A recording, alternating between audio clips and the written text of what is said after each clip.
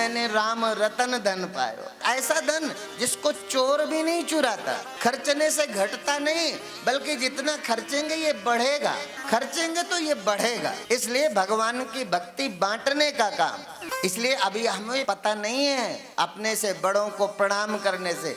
जैसे गंगा स्नान करने से पापों को जाते ही आंखों से नहीं देखा, शरीर में हवा लगी तो पता चला हवा चल रही है, पर शरीर की आकृति नहीं देखी। अपने से बड़ों का अभिवादन, बड़ों को प्रणाम, बड़ों के सम्मान से जीवन में हमें कितनी बड़ी संपदा मिलती है ये हमें पता नहीं है। इसलिए कहा अभिवादनशीलस्य नित्यं वृद्धो सेविना चत्वारि तस्य वर्धन्ते आयुर्विद्या यशो बलम। जहाँ है वहाँ कोई हमसे बड़ा तो है ना। जहाँ है हमारे बड़े, हमारे माता पिता हैं, हमारे बड़े, हमारे श्रद्धा के केंद्र कोई तो है ना। तो चत्वारि अभिवादन शीलस्य नित्यम वृद्धोपि सेविना, अपने से अग्रज लोगों का जो सम्मान करते हैं उनके जीवन में चत्वारि तस्य वर्धन्ते, चार चीजें तो बिना परिश्रम के मिलती हैं। आयु, विद्या, यश और बल। आयु उनका आशीष मिलता है जीवन में, वो व्यक्ति अल्प मृत्यु नहीं मरता जिनके ऊपर बड़ों का आशीष होता है, जिन्होंने कभी बड़ों को क्रोधित नहीं किया, जिनके द्वारा कभी बड़ों का अपमान नहीं हुआ, उन्हें मौत संभव ही नहीं है। इसलिए उनका आशीष, वो माता पिता हो, वो गुरुजन हो, वो हमारे बड़े।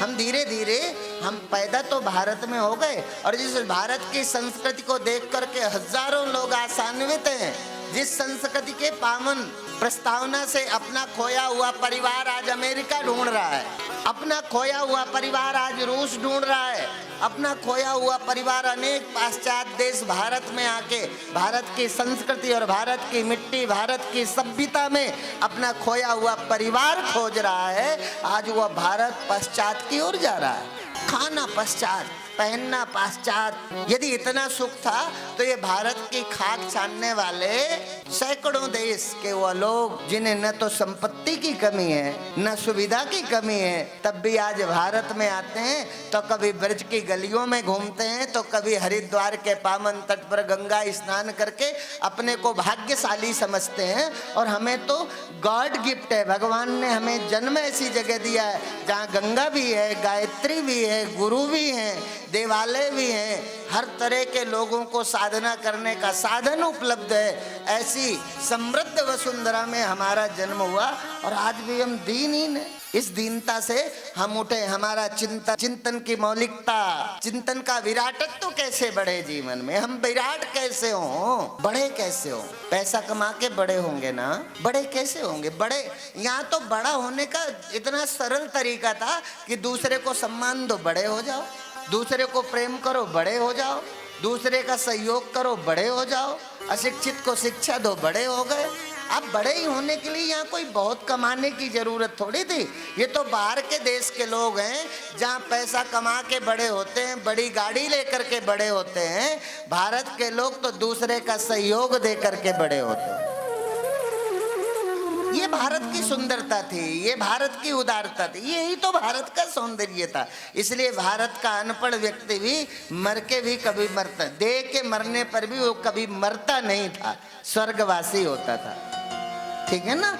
ये धीरे धीरे हमारे जीवन में खो रहा है। और हमें यदि किसी को भी राम जैसा पुत्र चाहिए, किसी को भी श्रवण कुमार जैसा पुत्र चाहिए, किसी को भी अच्छी कामना करते हो ना, पति किसी को कृष्ण जैसा चाहिए तो पत्नी लक्ष्मी की तरह चाहिए। उसकी सारी साधनाएं हैं जो बीते हुए दिनों में हमने बताई है ना। उन साधनाओं पर विश्वास करो, ठाकुर पर विश्वास के अतिरिक्त और कोई साधन नहीं है। और परमात्मा का जिन्होंने विश्वास किया है, हमने तो परमात्मा का विश्वास करके ही घर छोड़ा है ना। कई दफा आप विचार करोगे ना तो जहाँ हमारा जन्म हुआ है, जहाँ हम रहते थे, बहुत कम पढ़े लिखे, बहुत असुविधा, पिछड़े गांवों में जन्म लिया, और यहाँ तो कई लोग ऐसे हैं कि यदि घरेलू मूल्यांकन करोगे ना, जहाँ हमारा जन्म हुआ था, यदि उसका मूल्यांकन करोगे ना, तो कई लोगों के नौकर ज्यादा पैसे वाले होंगे हमारे उस मूल घर से। आप कल्पना नहीं कर सकते हो। हमने दिल्ली सुना था, देखा नहीं था। मुंबई कहीं बसता है, ये सुना था, देखा नहीं था। पर कभी कृपा देखो, गुरु और ठाकुर की कृपा का अनुभव करो कि वो मुंबई और दिल्ली के लोग भी आज जिसे नमस्कार करते हैं, वो गांव का एक छोटा से परिवार का जन्मा हुआ ये बालक व्यासपीठ पर बैठा है। तो ये मेरे गुरुदेव की कृपा है, ये उनकी करुणा है। बहुत पैसा नहीं था, बहुत पैसा होता तो हमारे माता पिता भी शायद हमें कॉन्वेंट स्कूल में पढ़ने के लिए डालते। मैं तो भगवान का धन्यवाद देता हूँ कि भले भगवान आपने मेरे माँ बाप को इतना पैसा नहीं दिया, कम पैसा था तो मेरे माँ बाप ने मुझे गुरुकुल में डाल दिया जहाँ फीस नहीं लगती। उन्हें लगा पढ़ेगा, कुछ सीख जाएगा, पांडित्य कर्म करेगा, घर का खर्चा चलाएगा। हाँ, ये जरूर है कि मैं घर वालों के काम का नहीं रहा। मैं गुरुदेव के पास आया तो घर कहाँ है ये भूल गया। ये मेरा दुश्मन भी नहीं कह सकता कि सन्यास के बाद मैंने कभी अपने घर को देखा, मेरा घर कहाँ। गुरुदेव का ऐसा प्रेम जहाँ कभी जीवन में माँ का भाव नहीं हुआ। तुमसे लगा बैठे जो होगा देखा जाएगा, लगन तुम्हें अपना बना बैठे जो होगा देखा जाएगा, तुम्हें अपना बना बैठे जो होगा देखा जाएगा।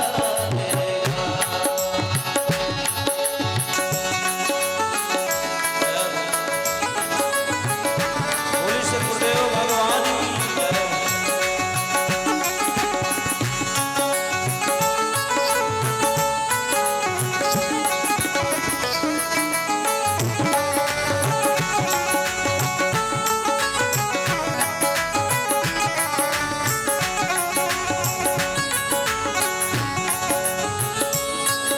दीवाने बन गए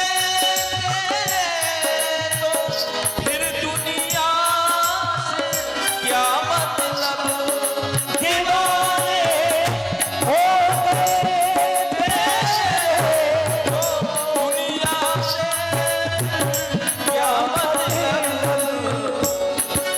सभी के दिल हटा बैठे, सभी के दिल हटा बैठे जो होगा देखा जाएगा, मेरे अपना बना बैठे जो होगा देखा जाएगा। श्री राम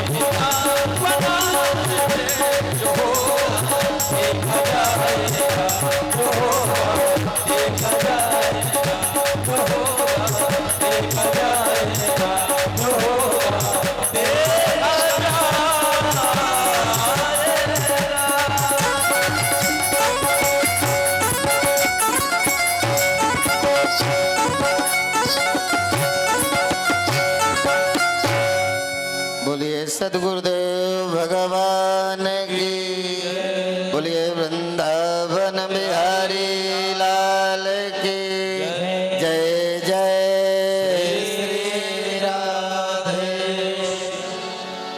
आए हम सब लोग कथा में प्रवेश करें। जीवन में गुरुदेव के उपकारों पर चर्चा करना अभी हृदय उस स्थिति में नहीं है। जगत के मालिक इस परम पिता परमात्मा की बाल लीलाओं को हमने जो विगत दिनों में दर्शन किया, कल भगवान को हमने रुक्मणी मंगल के विवाह के साथ इस वैवाहिक जीवन कोस युगुल सरकार की जोड़ी में हमने दर्शन किया, जिसको हम रुक्मणी मंगल के रूप में हमने कल मनाया था। चूंकि कथा है, शादी हुई एक दिन बाद ही विवाह नहीं होता। अभी एक दिन विवाह का हुआ, दूसरे दिन पुत्र हो जाएंगे, ऐसा कोई सिस्टम नहीं। कथा के उद्देश्य को समझना।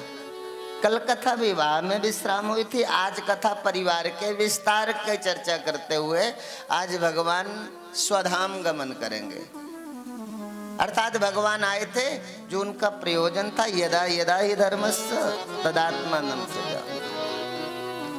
अर्थात जिस धर्म की स्थापना के लिए भगवान आए, भगवान अपना सारा कार्य संपन्न करते हुए, तो आज परिवार में उनके जो बालक हुआ, जब उनके परिवार में बालक का जन्म हुआ, जिस बालक का नाम प्रद्युम्न रखा गया। अभी रुक्मणी जी सूतिका गृह से बाहर भी नहीं आई कि संबरासुर के मायावी संबरासुर ने सूतिका गृह से ही उस बालक का हरण कर लिया। किसका बालक? जो जगत का पिता है, सर्वशक्तिमान है। हमारा बालक जन्म के साथ घटना घटे तो हम छाती पीटते हैं, रोते हैं। आज तो जगत नियंता परमपिता परमात्मा जब पिता की भूमिका में आए, तो आज भी बालक को जन्म तो हुआ, पर जन्म के साथ ही संबरासुर ने हरण कर लिया सूतिका गृह से। अर्थात पुत्र के समीप नहीं रहे, और वो पुत्र का हरण करके और उसको समुद्र में फेंक दिया। और समुद्र में बहते हुए उन नन्हे से बालक को एक विशाल काय मत्स्य ने निगल गया, और मत्स्य निगल गया तो बालक उदर में, मत्स्य के उदर में था। मछुआरों के द्वारा एक दिन पकड़ा गया, और जब मछुआरों ने उस विशाल काय मत्स्य को पकड़ा तो मत्स्य बड़ा था। राजा खुश होगा, वो विशाल काय मत्स्य राजा के रसोइये को भेंट किया, और भेंट करने के बाद जब उस मत्स्य का रसोई में प्रयोग करते तो उसके पेट से एक बालक निकला। बालक निकला तो संबरासुर की दासी जो रसोईया के काम में लगी हुई थी, मायावती को दे दिया। और देखते देखते वो बालक बड़ी जल्दी के साथ बड़ा होने लगा। जब बड़ा हुआ तो उसने मातृभाव से रसोई के रूप में सेवायत मायावती को ही अपनी माँ मान लिया। मायावती ने स्मरण दिलाया कि मैं तुम्हारी माँ नहीं हूँ, मैं तो साक्षात रति हूँ, और आप प्रद्युम्न के रूप में स्वयं कामदेव हैं। आप, मैं आपकी भार्या हूँ, अर्धांगिनी हूँ। और ये जो है आपको जन्म से ही सूतिका गृह से इस संबरासुर ने हरण करके समुद्र में फेंक दिया था। तुम मुझे मत्स्य के पेट से मिले हो। ऐसा सुना तो प्रद्युम्न ने संबरासुर का वध किया और अपनी भार्या को साथ लेकर द्वारिका पहुंचे। इधर भगवान का एक नहीं 7 और पटरानियों की चर्चा करते हुए वेदव्यास जी ने जो चर्चा की, बोले भैष्मी जाम्बवती भामा सत्या भद्रा च लक्ष्मणा कालिंदी मित्र वृंदा चेत्यष्टौ पट्टमः स्त्रियः तब श्री सुखदेव जी महाराज ने कहा केवल रुक्मिणी नहीं 7 और विवाह किए भगवान। भैष्मी उनकी दूसरी पत्नी है, जाम्बवती तीसरी है, भामा चौथी है, सत्या, भद्रा च लक्ष्मणा, कालिंदी, मित्रवृंदा, ऐसे ही भगवान की 50 स्त्रियां अर्थात 8 पटरानियां हुई जिनके साथ भगवान प्रेम से इस पारिवारिक जीवन को जी रहे थे। अर्थात वेद व्यास जी ने ये नहीं कि जैसे कल भगवान का जन्म हुआ तो एक दिन बाद ही संतान कैसे हो गई, ऐसा अर्थ नहीं लगाते, कभी ऐसा अर्थ नहीं करते। अर्थ का जो है शब्द की व्युत्पत्ति क्या है, मतलब इसका उद्देश्यार्थ क्या है। शब्द का अर्थ कहीं से भी डिक्शनरी खोलोगे मिल जाएगा, भावार्थ भी मिल जाएगा। जो हिंदी का कोर्स लिए रहे होंगे उन्हें शब्दार्थ, भावार्थ, लक्ष्यार्थ, और जब यही शास्त्र किसी गुरु के हाथ में पढ़ते हैं तो उद्देश्यार्थ क्या था, उद्देश्य क्या था, इस पर प्रकाश डालते हैं। जो उद्देश्य को नहीं जानता वो कथा में छिपे हुए सत्य, भागवत में छिपे हुए सत्य का उद्घाटन कैसे करेगा। भागवत में छिपे हुए मानवीय जीवन के सम्यक प्रकार से संचालन के लिए जो सत्य छिपा है उसका प्रस्फुटन कैसे होगा, वो किसी ब्रह्मज्ञानी की वाणी से होगा। ये बच्चों का खेल नहीं है, ये कोई इंग्लिश स्पीकिंग कोर्स की तरह तैयारी करके बोला नहीं जा सकता इसको। पर हम क्या है, तैयार कथाकारों से सुनने के आदी हो गए हैं, जिनका जीवन कथा हो, केवल बोलना नहीं, विषय नहीं। ये तो बोलना तो केवल वाणी का विषय है। यदि आप बहुत अच्छा बोल लेते हैं इसका मतलब ज्ञानी नहीं है आप बहुत अच्छा बोल लेने का मतलब ज्ञानी नहीं है। बहुत अच्छा बोलने वाले तो बहुत लोग हैं जो बहुत अच्छा बोलते हैं, बहुत अच्छा गा लेते हैं। ऐसा थोड़ी है कि बहुत अच्छा, आपको एक से एक गाने वाले मिलेंगे, एक से एक अच्छे ढंग से बोलने वाले, उनकी प्रस्तावना बहुत अच्छी होगी। और ये तो ट्रेनिंग सेंटर में ही सिखाया जाता है कि आप कैसे बोलोगे, आपके सामने बैठा हुआ व्यक्ति आप पर आकर्षित हो, आप कैसे बोलोगे, आप कैसे नृत्य की प्रस्तुति करोगे, ये तो किसी कोचिंग सेंटर में ही सीखना पड़ेगा। इसलिए हमें तो ये भी ध्यान नहीं रहता कथा करते कि हम राधे राधे कितनी बार बोलें न बोलें, ये भूल जाते हैं। कल हम आए तो हमें स्मरण ही नहीं रहा, चंदन रखा ही था, लगाया नहीं। जब कल चंदन लगाया नहीं तो कल थोड़ा थोड़ा कम लगाया था, और जब आज त्रिपुंड लगा के आए तो सबने लगाया, और हमारे सक्रिय सदस्य किशनलाल पावा जी ने बिल्कुल ऊपर ही लगाया, मतलब पूरा मत्था चंदन से रंग दिया। कल लगाया नहीं था तब लगाने वाले ठीक थे, अब लगाया तो इतना प्रेम था लगाने वालों का कि पूरे मस्तक में सबने अलग अलग जगह चुनी। हमारा लगाया, किसी के लगाए हुए चंदन से न ढके, इसलिए किसी ने ऊपर, किसी ने नीचे, किसी ने साइड में। और यदि मैं ब्यूटी पार्लर से आता तो तुम्हें लगाने देता ना ऐसे चंदन, पर हमें तो क्या है, खर्चा कुछ किया नहीं है, ठीक है ना, ऐसे ही नहाया धोया आराम से आ गए, ठीक है, लगा लो जैसा लगा। अब ब्यूटी पार्लर में पैसा दे के आते, फिर तुम कहीं का कहीं चंदन लगाते तो आधा मूड तो पहले ही खराब हो जाए, ठीक है ना। इसलिए ये है, कितना आनंद है यदि बन के आते। तो साधु बनना है कि साधु होना चाहते, साधु होना अलग है, बनोगे तो बिगड़ोगे, बनना नहीं। भक्त हो जाओ, भक्त बनना नहीं। ज्ञानी हो जाओ, ज्ञानी बनना नहीं। साधु हो जाओ, साधु बनना नहीं। काम न छोड़ो, काम न छोड़ो, वास न छोड़ो, वास न छोड़ो। और कहते थे देखो सुनो, कभी कभी हम गुरुदेव के पास बैठे होते हैं, गुरुदेव बड़ा सुंदर सुंदर व्यवहार में भी बोल दे। गुरुदेव कहते हैं देखो सुनो तको मत, है ना, बोलो पर बको मत, देखो सुनो तको मत, खाओ पियो छको मत, और घूमो फिरो थको मत। घूमो फिरो, घूमना तो तब है ना जब थके नहीं, यदि थक गए तो घूमना कहाँ रहा, टहलना कहाँ रहा। इसलिए आंख है देखो, पर इन्हीं आंखों में यदि तुम कुछ और देख सकते हो तो इसी समाज के अंदर, है ना, इसी समाज के अंदर ये सोनी सोनी सूरतों वाले ये सब मेरी माला के मन के हैं। ये संत हरिमिलापी जी महाराज कहा करते थे कि ये सोनी सोनी सूरतों वाले ये सब मेरी माला के मन के हैं। मैं देखता जाता हूँ, इबादत होती जाती है, मैं देखता हूँ भजन हो जाता है। तो यदि देखना ही है संसार के लोगों को तो इन सब के अंदर परमात्मा के रूप में देख ले भाई। इतनी बड़ी संख्या में बैठी हुई मात्र शक्ति तो मेरी माँ भी तो हो सकती है, मेरी बहन भी तो हो सकती है। इतनी बड़ी संख्या में बैठा मेरा ये अनुज समाज कोई बड़ा छोटा रिश्तों में देख सकते हैं। भाई अभी हम भगवान नहीं देख सकते, पर किसी को माँ तो देख सकते हैं। भगवान नहीं देख सकते, किसी को बहन तो देख सकते हैं। भगवान नहीं अभी देख सकते तो किसी को भाई और पिता तो देख सकते हैं। नहीं देख सकते, हम साधु हैं तो अपना शिष्य तो देख सकते हैं, भगवान के भक्त के रूप में तो देख सकते हैं। पर हम तो देखते हैं ये पैसा वाला है कि नहीं, मतलब भक्त को भक्त के रूप में नहीं, पैसा वाला है कि नहीं, ऐसे देखने की आदत पड़ गई है। तो ऐसे भी देख सकते हैं। इसलिए संत सृष्टि नहीं बदलते, संत तो दृष्टि बदलते हैं, और जो दृष्टि बदल देते हैं असल में वो संत होते हैं, जो देखने का ढंग बदल देते हैं। धीरे धीरे हमारे जीवन में देखने का ढंग बदले।